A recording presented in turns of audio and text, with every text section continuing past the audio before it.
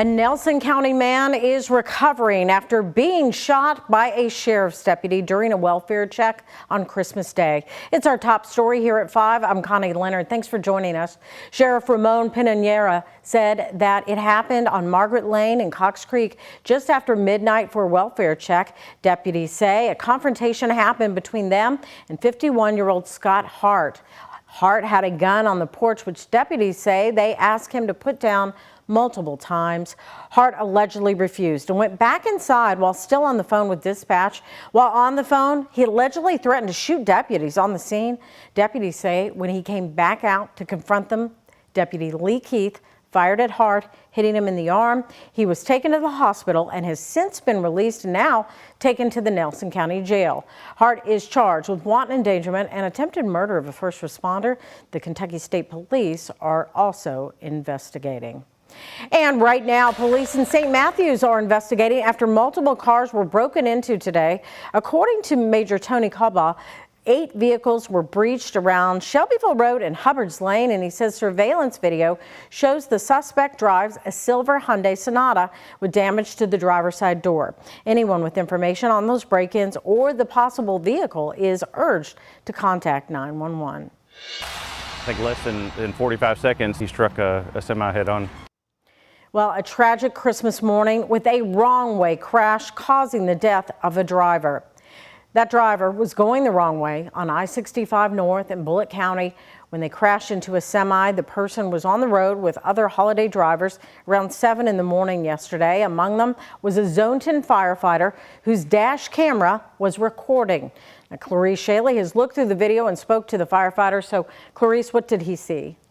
Well, Connie, everything happened so fast for Stephen Corbin. He wasn't even on a call picking up breakfast for his team members working Christmas morning. After seeing the crash, his station was called out to work it. To him, wrong-way driver crashes are becoming common.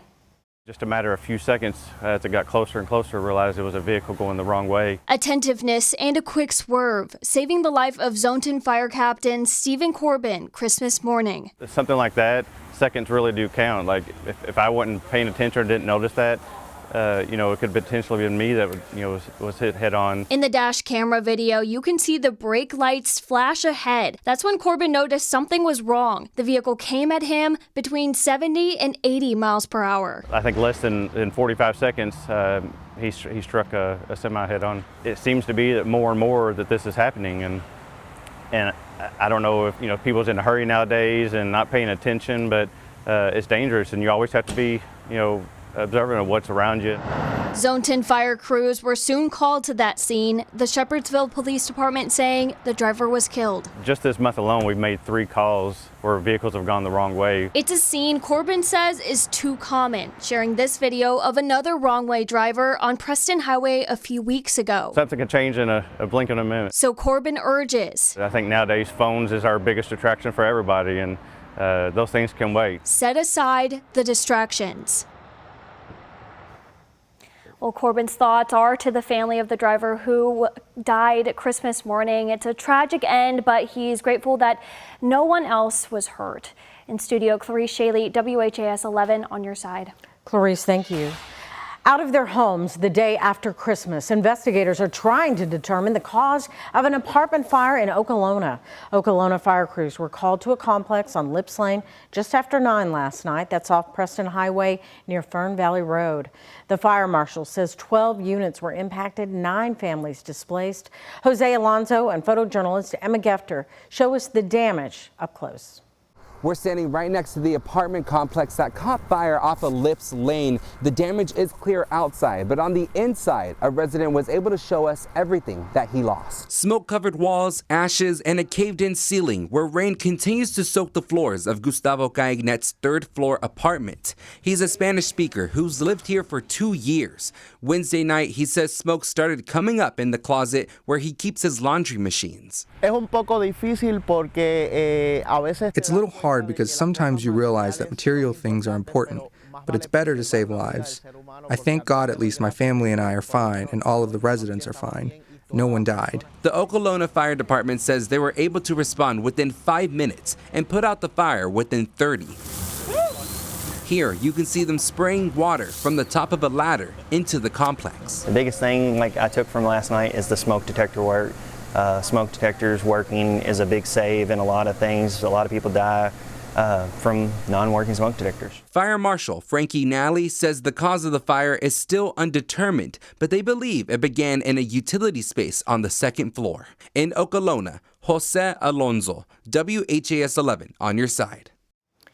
Well, we also reached out to the American Red Cross that's helping. It said in a statement, quote, "We provided assistance for 15 individuals out of 5 apartment units last night in the Okolona apartment fire. We had 5 disaster volunteers assisting in temporary sheltering and other immediate needs." Early this morning, Jefferson County, Indiana deputies say 2 men were shot and killed while allegedly breaking into a home there. It happened in Madison, Indiana, off North Bulldog Drive. Deputies say they were called just before 4 o'clock this morning by the homeowner. He told police he shot 2 men who broke into his house. The 2 men were identified as 27-year-old Dalton Skirvin and 29-year-old Caleb Skirvin. Madison police are helping with that investigation tonight. A man charged in a Christmas Day shooting will remain behind bars. Louisville Metro Police arrested 43-year-old Rogelio Ramirez Camarena yesterday afternoon. He's charged with assault and wanton endangerment after police say he shot a man in the Newburgh neighborhood on Quail Court. That man was taken to the hospital and is expected to survive. Ramirez Camarena remains behind bars on a $100,000 bond. He's due back in court January 3rd.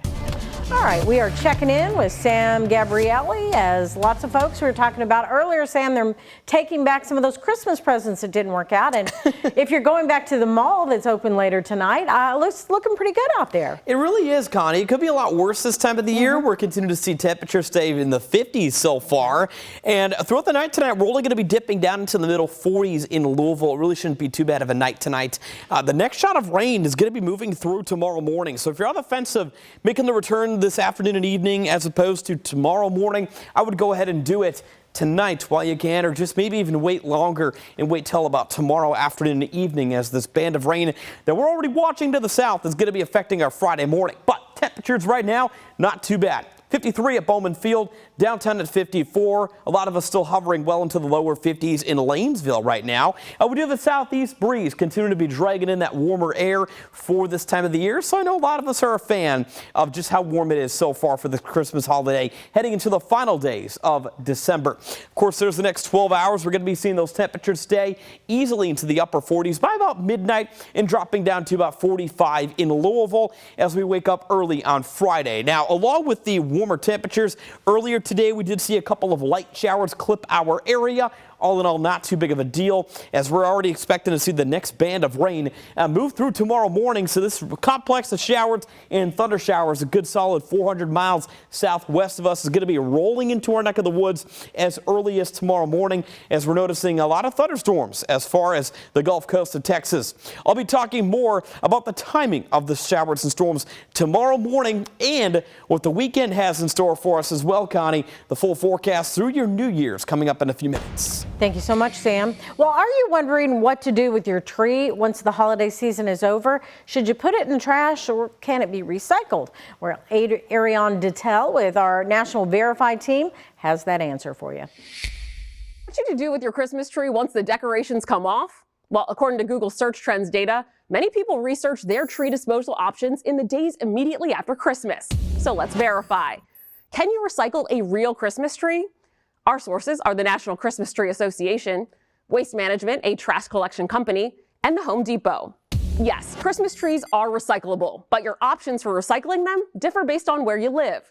An article from the National Christmas Tree Association says, quote, "After the holidays, don't throw your real Christmas tree in the trash. They're biodegradable, which means they can be easily reused or recycled for mulch and other purposes."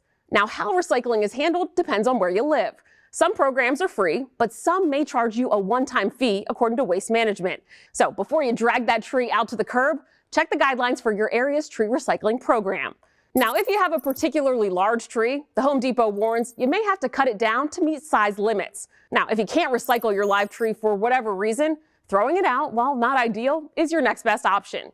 But whatever you do, the Home Depot says, don't use it as wood for your fireplace. That's because Christmas trees produce a lot of creosote, which can build up on chimney walls and possibly ignite and cause a house fire. With your Verify, I'm Adiante Till. Well, one way you can get rid of your Christmas tree this holiday season is by donating it to help local wildlife. Kentucky's Department of Fish and Wildlife is taking tree donations to create natural fish habitats until January 15th. You can take your old tree to the McNeely Lake boat ramp. Make sure it's a real tree with no lights or decorations on it. And this Christmas, Kentucky Kingdom is unwrapping new rides that are geared toward families. The amusement park is unveiling a brand new family-themed land in 2025, and this is the first part of their $25 million investment over the next 2 seasons. The new land will have 3 all-new kid-friendly rides, and 10 of those rides will be newly themed with a Kentucky twist and a huge new playground for younger children. It is definitely something that everyone in Kentucky knows and experiences and explores together. So we think that guests will be really excited to see the transformation of this area into this Kentucky-centric theme for next year. And for the thrill seekers in your family, the park is making even more announcements coming next year.